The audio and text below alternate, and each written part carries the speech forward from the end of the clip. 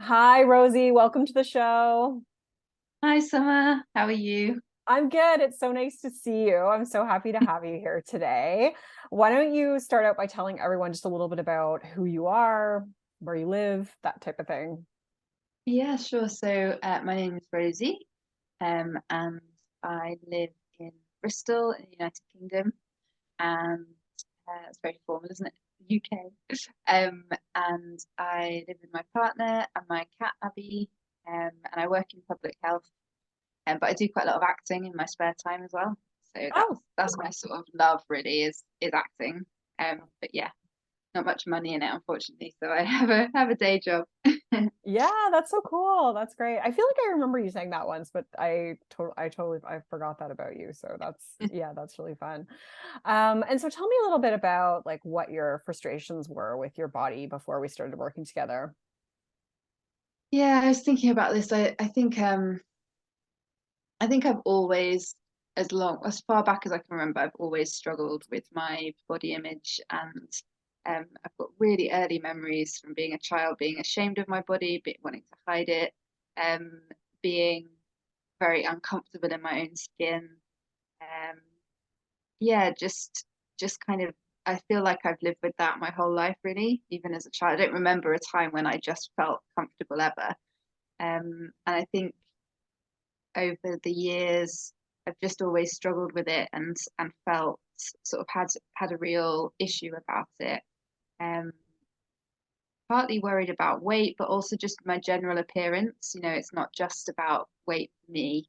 Um, and I think, yeah, my weight sort of fluctuated, but um, I've not ever been like a big dieter, really, or not in the sense of the word that I would have associated with dieting before.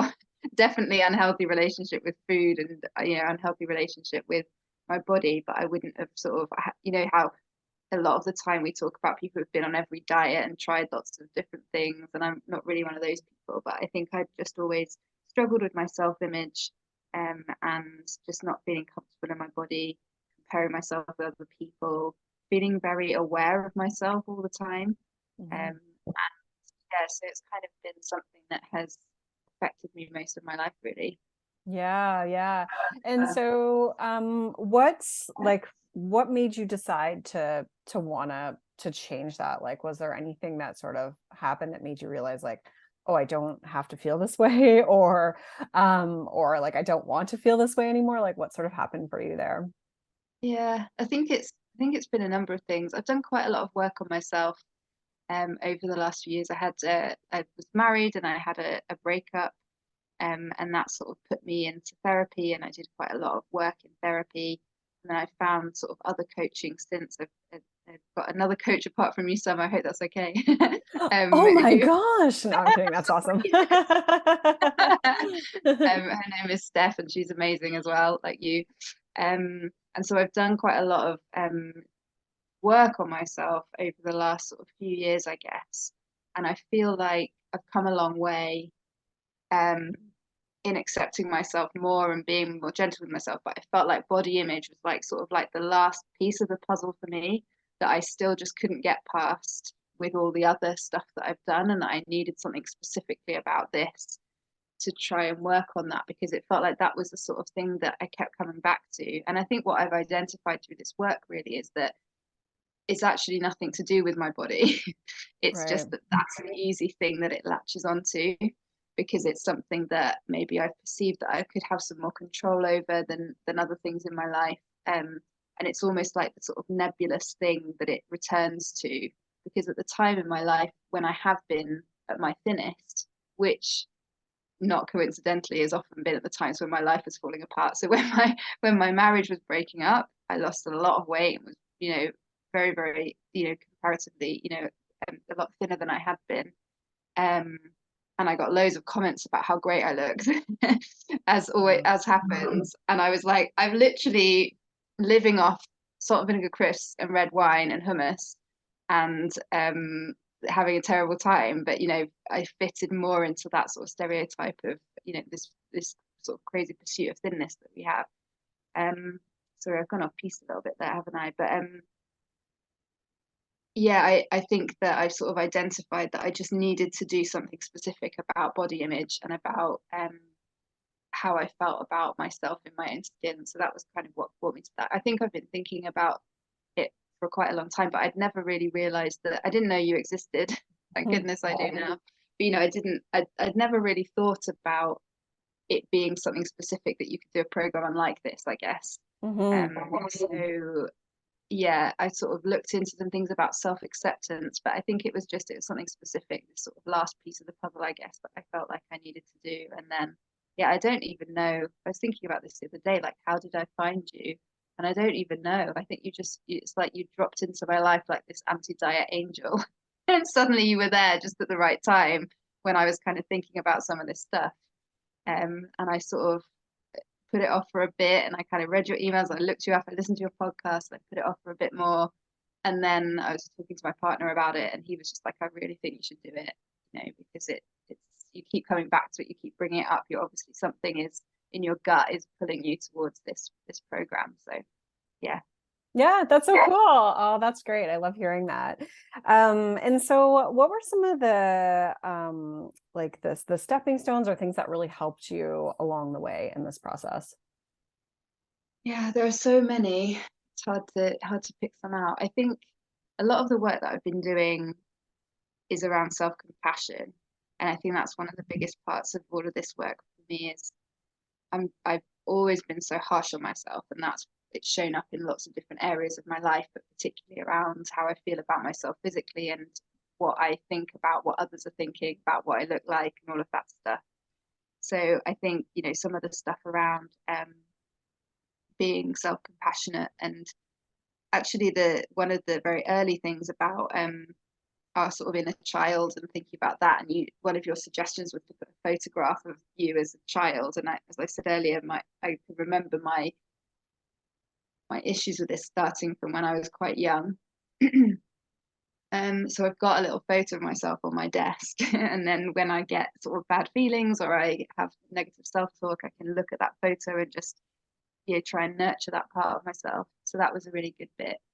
I think as well some of the stuff around kind of values, Mhm. and the activism stuff has really, really helped, because sometimes I think I struggle to do it for me, but then thinking about tapping into something that's bigger than me, and that this is about being, anti-patriarchy and anti-white supremacy, and trying to get my head into that kind of zone sort of makes the work easier, because it's not just, oh, well, I just want to feel better about myself. It's thinking about being part of something bigger and better that's important for society. And your talk about that, and your program's so great because it is, it it talks about that sort of, intersectional feminism and all of that stuff, which I think is really powerful. And then on the days when you're struggling to sort of just apply it to yourself, you can tap into that, and that's been really, really helpful for me. Another thing I remember really early on in one of the coaching calls, I was talking about being vegan, and saying about, I tried to eat healthy and da da da da. And you were like, you said something like, so what does health mean to you? Yeah. And it kind of blew my mind, because we were talking about it, and I was saying, well, this and that, and I had all of these kind of ideas about health, even though I work in public health and I know, about, the wider determinants and mental health, but I'd never applied it to myself in the same way, and thought about actually the most unhealthy thing about my life has been my inner critic in lots of ways. That's the thing that's kind of held me. My body hasn't held me back from doing anything. I've been, I'm, again, I come from, as you always say, I come from a place of privilege in this, I do have thin privilege. I don't get discriminated against, and, in the same way as some others. And I am fit and healthy, in the way that I can work, walk, I can do exercise, I can do it hasn't my physical body hasn't held me back, but my mental health in terms of how I feel about myself really has. Mhm. And so to think about health in that kind of different way of, oh, what would it be like to think about health in its widest sense, rather than just this kind of very narrow sense of health being about body and therefore about thinness, even though, as we've established, I was definitely not my healthiest when I was at even if you're just looking at the physical bit. when I was at my thinnest in my life was when I was just not eating anything apart from red wine and crisps. So definitely not massively nutritious, and over exercising, and being quite obsessive about things, and having that constant voice in my head about not being good enough and not being thin enough and not being beautiful enough.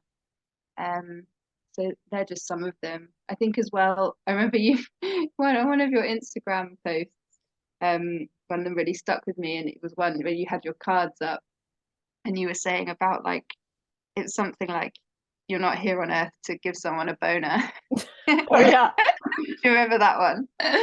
And it made me laugh, but also it really struck with, a chord with me, because I think a lot of where it's come from me has been about my need to be seen as attractive by people, Mm-hmm. mostly men. And I think from a very early age, I kind of, from the people around me and from stuff that, from my childhood, I sort of saw that as the primary goal in life, is to be attractive and to be thought of as sexually attractive by men.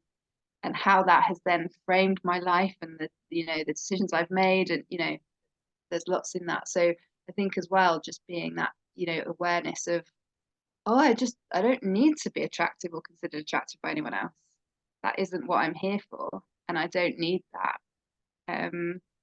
Which again, like other people have said on the podcast, I don't think I'm there yet completely. It's not like I'm just showing up here today as a finished being, but it's really good to remind myself of that that's not my purpose, and I don't need to be seen as attractive by strangers. Yeah, yeah, it's so I know it sounds ridiculous to say, but it is really true. And Yeah. yeah, no, I appreciate everything that you said there about what's been helpful for you in this journey. So what specific things have you noticed about how you feel in your body or about your body since doing this work? Like what's changed for you? I think the sort of overwhelming sense would be that I think I'm more gentle with myself in loads of different ways. I think another thing I've been exploring since doing the program is movement for, I can't, you've got a way of saying it which I can't remember what you say, but it's basically like movement for pleasure, like movement for what feels good Mhm. rather than for the sort of outcome. And I've had to really sort of challenge this in myself, because I've had a few like, well, I do like the feeling I get when I get really hot and sweaty and the endorphins afterwards and all of that kind of stuff. But also how much of that is a punishing regime to try and get to a certain point and use it as a kind of, if you don't do this, then you can't eat, or if you do this, then you can eat such and such, or whatever. So exploring movement of just like, actually what my body really needs right now is to go out for a walk. And sometimes what my body needs right now is to do a cardio workout, get out some frustration or whatever. But I find that I'm just more relaxed about it. And if I'm not going to the gym as regularly, or I'm not doing as many workouts, then that's okay. And I don't feel as stressed about it. Um, and yeah, I mean, there are times, I think it's funny with this work, because I remember you saying that it's not always the big things, like there's not always things that you're like, this massive thing happened. Sometimes it is, sometimes there are big things, but also you sort of notice things almost after they've happened. So I've realized that quite a few times recently, I've left the house without checking what I look like. Mhm.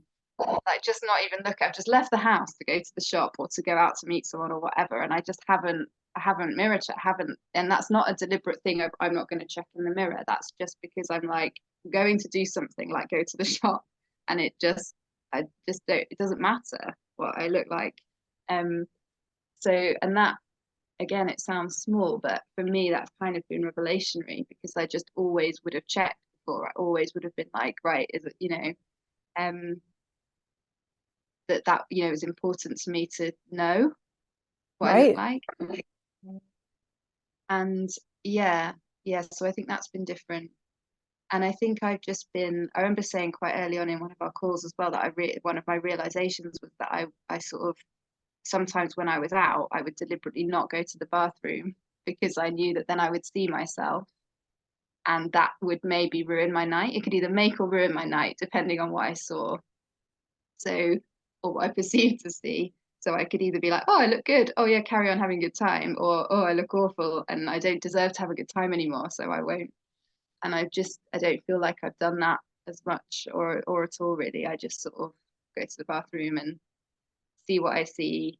And if I do have negative feelings about it, just manage to talk myself around and say it doesn't mean that you have to stop having a good time now just because what you see in the mirror doesn't fit with maybe what you wanted to see. Does that make sense? That was a bit waffly. Yeah, You have no, to it does. It does. No, it makes perfect sense because it sounds like before, and that's really like so much of what this work is. It's like I think that, before, like when we're really in a state where we're feeling a lot of, shame about our body, like it really dictates our entire mood and our actions. And so what I'm hearing is that, now it's not doing that. Like now, even if you don't really like what you see in the mirror, if you're out, like you can still be like, okay, well, they're not going to let this ruin our night. Or Yeah. and it does sound, I mean, I don't think it sounds small because I work with so many people and I realize how much of a fundamental change that, like, that's a big shift in how you were operating before. And I know how heavy those like emotions can be when you are, letting your appearance, have that like huge influence on how you feel about yourself as a whole. So to be able to like divest those two things is really massive. So yeah, I mean, that's all wonderful, wonderful stuff. um were there any like highlight moments for you or anything like that? Like I know I think of Yeah. one, but you tell me. Yeah. I mean, I think there have been, I think because one of the things I've been doing is sort of just saying, well, just try it and then see how it feels. So I've done some things like I went co-steering, which is I think is maybe the one you're thinking of. Yeah. So I think I hadn't, it sort of takes us back to the thing of me saying that it's not only been my body image that's held me back, it's just fixated on that. But it's that stuff that you tell yourself about what you can and can't do, how strong your body is, or whether you're the type of person to do a certain thing. And yeah, I went on a retreat and went co-steering, which is something that I just never thought I would do. If people don't know what that is, it's when you basically go to the sea and you jump off rocks into the sea and swim around the coastline and then clamber out and then jump off again. That And is it's so something I cool. mean, it was really great. I don't think I've been in the sea as an adult, and that is partly around body image and not wanting to be seen in a bikini or whatever in the sea, but also not feeling confident enough in the water, being worried and thinking, oh, I'm not strong enough or a strong enough swimmer or whatever. And just going and doing that and feeling the power of my body and the strength and the fact that I could just jump off something and take that leap. Just yeah, it was just great and it made me really proud. And I think as well, these little things that you do, it builds up into making you trust yourself and making you think of yourself in a different way. I think of myself in a different way of like, oh, I can do these things. And maybe the narrative I've told myself about lots and lots of things in my life is just not true. And if you keep challenging them, then over time you start to build up new ideas and new stories about yourself. And just things like, yeah, deliberately not wearing makeup for a few days when I was away on that same retreat, actually. Um, and feeling the urge to put on makeup because I'd see other people wearing makeup and I think, oh, I should put, and then just think, well, let's just try not doing it, see what that feels like and see how that affects how you interact or how other people interact with you, and sort of treating it with curiosity and compassion. And then realizing that, oh, look, no one's treated me any differently because I wasn't wearing makeup. In fact, everyone has connected with me in just the same way, and we've had exactly the same time. And I'm not here to be found attractive by anyone. It doesn't matter. There's more that I have to give than just being what I look like or what I don't look like. Yeah, so things like that were just really great. And I've sort of feel like just keeping on doing those things when they come up over time, it sort of starts to chip away at the negative self-image and bolster the positive thing, and you learn to trust yourself more. Yeah, beautiful, beautiful. I love it. And so, how does it feel for you to be in this place now and to have done those things? Like, what does it feel like? Yeah, it does feel really good. I think it's, for me, I'm sure like with a lot of the people that you work with, it's a long path. It's not and it's not a linear thing. One of my friends for my birthday bought me a badge, a little pin badge that says healing is not linear. And it's become a bit of a mantra for me because it's, you know, it's so true. And I have definite times where it's still hard and I don't feel like I've completed the work at all. I've got a way to go, but it feels nice because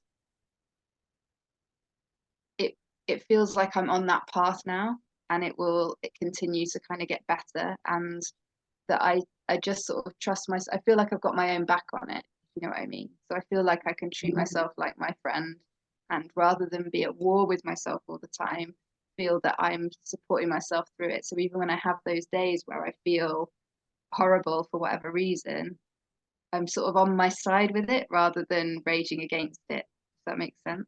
I feel Yeah, like I've absolutely. got a more compassionate relationship with myself on it, which is really nice. Beautiful, beautiful.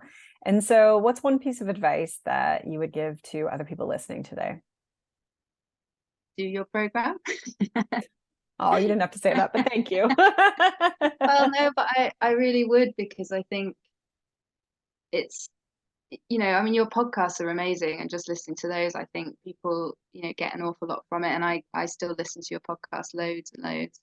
But I think if you're wondering about whether to invest in it, you know, it just feels like it's such a it's such a good thing to actually take the time to properly invest in it and think, you know, if you're anything like me, I've sort of struggled with this stuff for such a long time. I don't think doing it on my I tried to do it on my own and tried to sort of, you know, do things that make me feel better, and it wasn't going to happen, I think. So finding someone like you to be able to support through it, and just the other people on the calls and the people in the Facebook group, you know, the fact that there's a community out there of people who are facing the same things and have the same issues. Like, we're all from massively different walks of life, have different situations, some mothers, some not, you know, all of, but we have a real common goal of just not wanting to put up with this bullshit anymore. And Hmm. just wanting to live in a different way. um and yeah, um and just be more at peace with ourselves, really. So I would just say, yeah, just do the work if you can, if it's in any way affordable. I would go for it, and just, yeah, just be gentle with yourself about it all. You know, just really, I think the first step is just noticing how you talk to yourself and catching that and thinking, would I speak to anyone else like that ever? Because I bet the answer is no. And then try and apply that love that you have for other people to yourself. And it can change. Like, it, you know, I never thought that I would feel differently. And like I say, it's not perfect, and I'm still on the journey, so to speak. But it's definitely better. And I just didn't think that it would be possible for me to do things like the co-steering, or leave the house without checking what I look like, or, you know, be more gentle with myself about this stuff. So yeah, it's a achievable thing.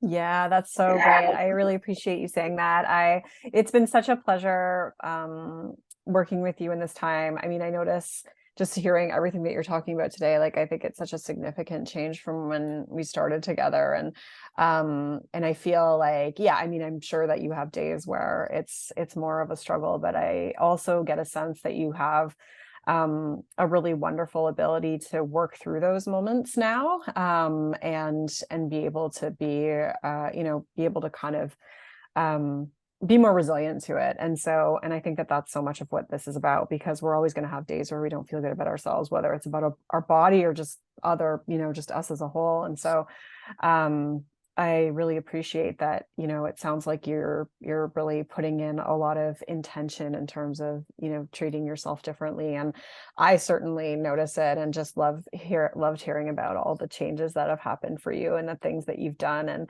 I'm just so proud and happy for you. And yeah, I really, really appreciate you sharing your story today. Thanks so much, Summer. And yeah, I'm so grateful to you for all of, you know, putting this program together, and for your gentleness and your openness and your honesty about your, you know, your own story and what brought you here. And, you know, all of that is just so important. And I'm really grateful that I met you and, yeah, have you in my life. So thank you. Oh, thank you so much, Rosie. It's been such a pleasure. Rock on.